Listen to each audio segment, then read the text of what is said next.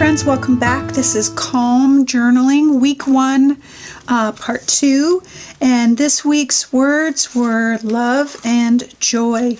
And this is the page that I created. Just some quick overview of it. For joy, when I think about joy, I love paints and creating, and that brings me joy. My family and friends and those kinds of things bring me joy. Butterflies, vintage papers, different things like that. And so I tried to incorporate a little bit of the things that really truly bring me joy in this piece. And so this is palette paper here. I love using palette paper because the texture is phenomenal. I hope you can see that. You'll see it as I start putting it down throughout the video.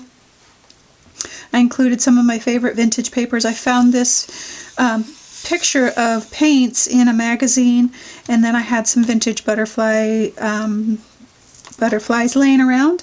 I used one stencil, scribble mark stencil, to just add some interest, and then I used some Sharpies and a gel pen and a Posca pen for this, and all of that will be titled in the video as well. But I just like to kind of give you an overview and just remind you that Calm Journaling, I created this series so that we could kind of work through just kind of the times that we're in right now, where people might have some extra time because plans have changed or been canceled, or events have been canceled, or work, or different things like that.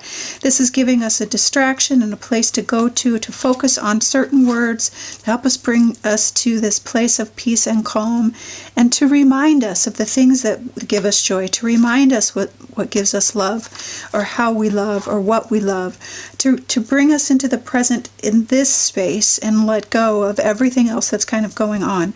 And so that's why I called it Calm Journaling. And so this was week 1, part 2.